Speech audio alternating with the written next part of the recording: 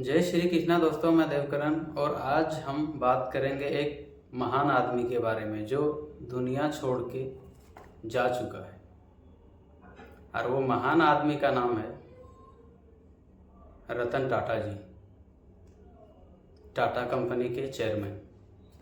तो वो हमारे बीच नहीं रहे और उसने गरीब हो या अमीर सबको जो चाहिए और जितना चाहिए उसको उतना दिया।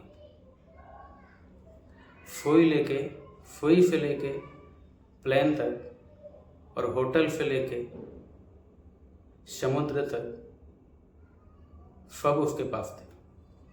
कोई चीज़ का कमी नहीं था उसके पास।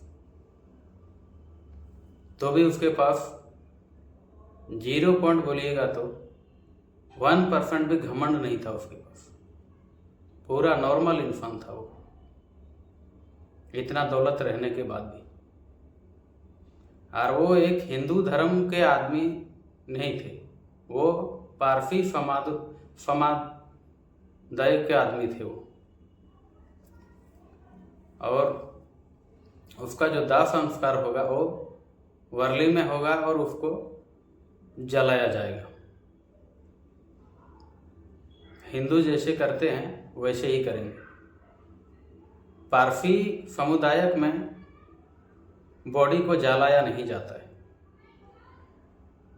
उसको नहला धुला के क्लीन करके एक जगह, सुनसान जगह पे छोड़ा जाता है जहाँ की उसको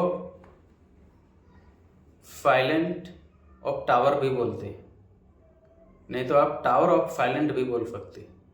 वहाँ उसको गिद्ध खाते हैं उसका बॉडी को। और 2 से 3 महीनों में गिद्ध खाते हैं। उसके बाद जो उसका बॉडी बचता है, जो हड्डी, उसको कुएं में डाला जाता है। नमक डालते हैं और भी चीज़ डालते हैं ताकि गल जाए।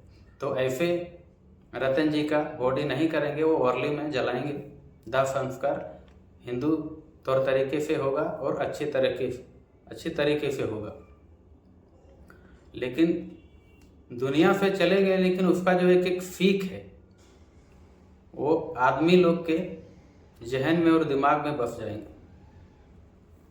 रिस्क मैनेजमेंट और रिस्क कैसे लेते हैं वो उसने दुनिया को सिखाया। दुनिया को आगे बढ़ते कैसे हैं वो चलना सिखाया उसने। जीते तो सभी है, लेकिन जीना कैसे है वो उसने सिखाया। ये पावर था उसको। बहुत बड़े हस्ती थे, जितना भी उसके बारे में अगर बोला जाए सुना जाए उतना कम होंगे। उसको भारत सरकार ने पद्म भूषण से सम्मानित भी किया था। तो आप उसको पद्म भूषण रतन टाटा जी भी बोल सकते हो। उसको किताबें पढ़ने का बहुत शौक था, छोटा हो या बड़ा। जो भी कोई भी आदमी सक्सेस हो या फिर बुक में उसका आर्टिकल छपा हो तो वो सक्सेस कैसे हुआ उसको जानने का बहुत खुशी मिलता था। वो आर्टिकल बहुत पढ़ते थे, पेपर बहुत पढ़ते थे।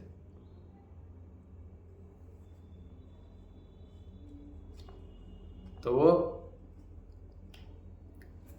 जो है रतन टाटा 28 सितंबर को 1937 में को जन्म हुआ था और 9 अक्टूबर 2024 को निधन हुआ कैंडी हॉस्पिटल में। लास्ट सांस उसने लिया।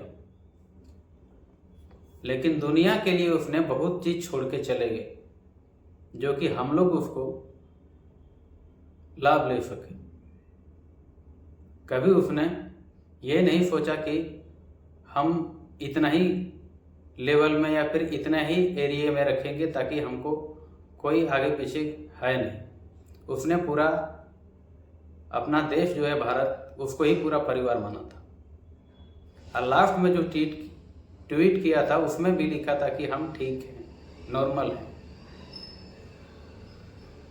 ताकि हमारे जो फैमिली है वो टेंशन में ना है।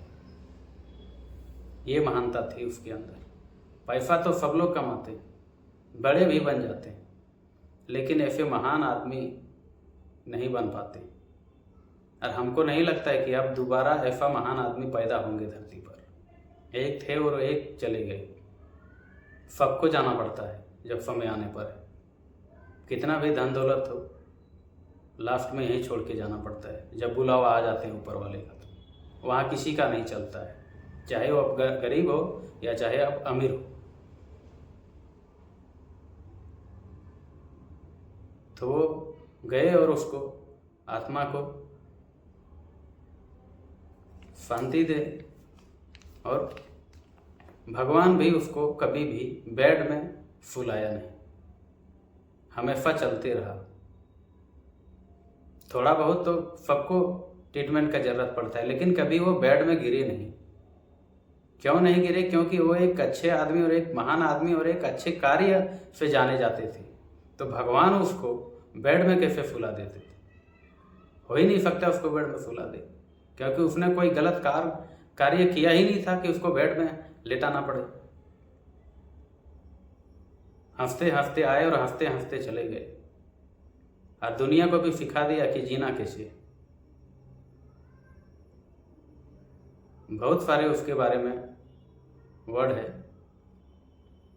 उतने वर्ड हम बोल नहीं पाएंगे। कहाँ से उतने वर्ड लाएंगे उसके लिए? क्योंकि एक महान व्यक्ति के बारे में जितना भी बोला जाए उतना भी कम है। और थोड़ा सा आवाज़ भी लड़खड़ा रहा है, क्योंकि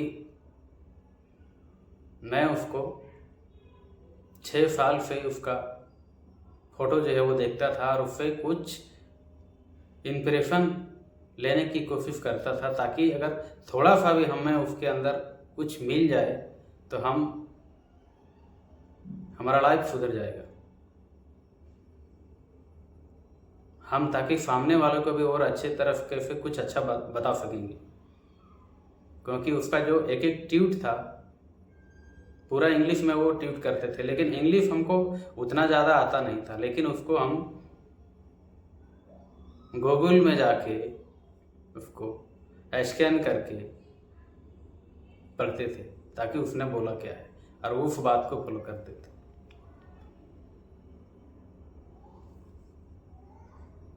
बहुत ही ऊंचा हस्ती था वो। ईरान से वो आए थे 3 नावों में बैठकर। जब वहाँ के आदमी लोग ने जब उसके ऊपर हमला करने लगा, पारसियों को मारने लगा, तब भाग के आए बलसाड़। और जो बलसाड़ का राजा थे जाधव राणा, उसने उसको वहाँ शरण दिया। और उसने कुछ शर्त भी रखी थी कि जो पारसी महिलाएं हैं वो साड़ी पहनेगा, और जो पारसी लोग हैं वो दबाव डाल के किसी भी जाति को धर्म परिवर्तन नहीं करेगा। तब उसको जगह दिया था वहाँ रहने के लिए।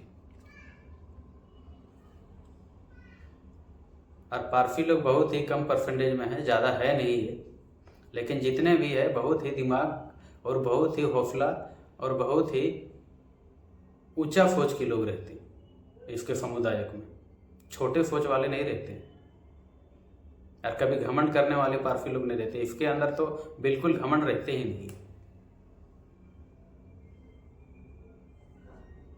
ये है पारसी लोग के काम। और उसी समुदाय से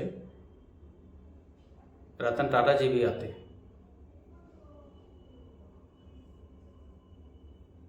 तो आज के लिए इतना ही था रतन टाटा जी के बारे में।